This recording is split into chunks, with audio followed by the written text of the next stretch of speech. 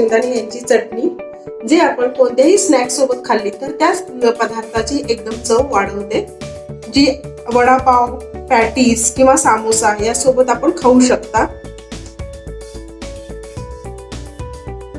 अशी ही चविष्ट चटकदार चटणी बनवण्यासाठी हा व्हिडिओ तुम्ही शेवटपर्यंत पहा। त्यासाठी लागणारे साहित्य: 1 वाटी खोबरे, अर्धी वाटी शेंगदाणे, 7 ते 8 लसूण पाकळ्या, 4 बेडगी मिरची आणि 1 चमचा जिरे। आता हे सर्व आपण भाजून घेणार आहोत।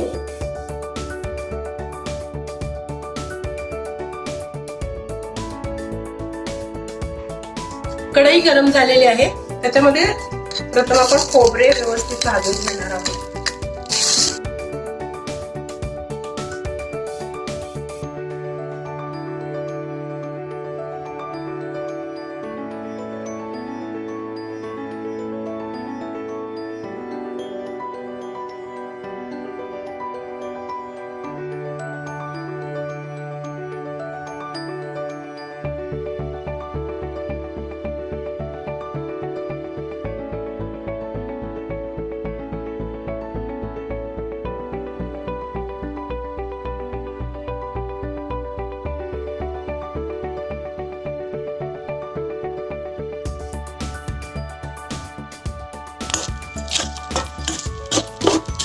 आपण बघू शकता थोडासा ड्राय झालेला आहे, ब्राऊन कलर वरती खोबरं आपलं परतून व्यवस्थित झालेलं आहे।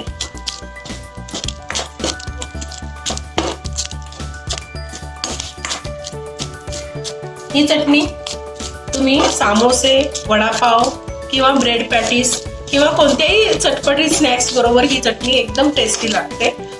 ऍक्च्युली स्नॅक्स पदार्थाची टेस्ट वाढवते।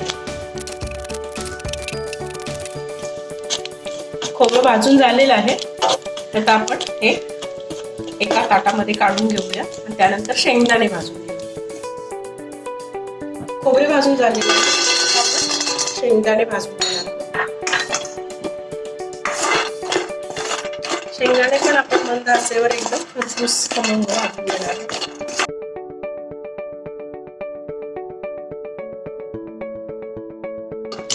शेंगदाणे पण व्यवस्थित भाजलेले आहेत, बघू शकता।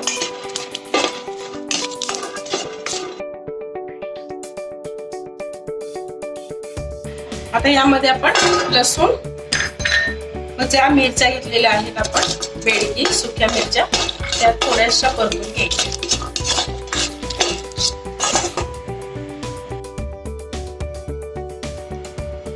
एक अर्धा चमचा मी थोडंसं तेल घातलेलं आहे, त्याच्यामध्ये हे मिरची आणि लसूण आपण व्यवस्थित भाजून घेणार आहोत।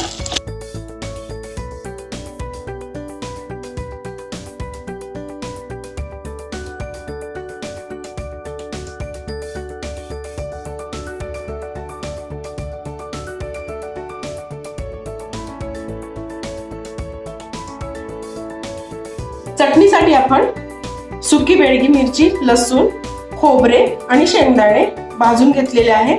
आता त्याच्यामध्ये आपण जिरे, 1 चमचा जिरे व चवीपुरते मीठ ऍड करून मिक्सरला बारीक करून घेणार।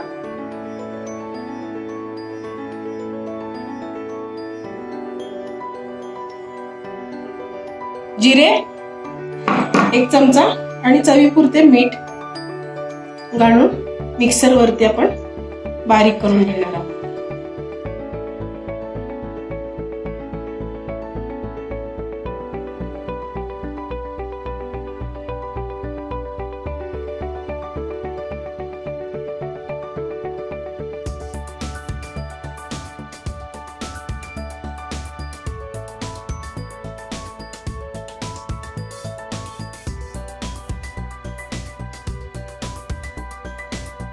अशा प्रकारे ही आपली चटणी तयार झालेली आहे,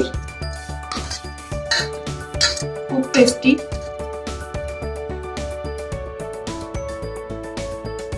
यामध्ये आपण तिखट कमी जास्त करू शकता, आपण किती स्पायसी खाता त्याच्यावरती डिपेंड आहे। मिरच्या कमी जास्त करू शकता, पण थोडीशी तिखटच छान लागते।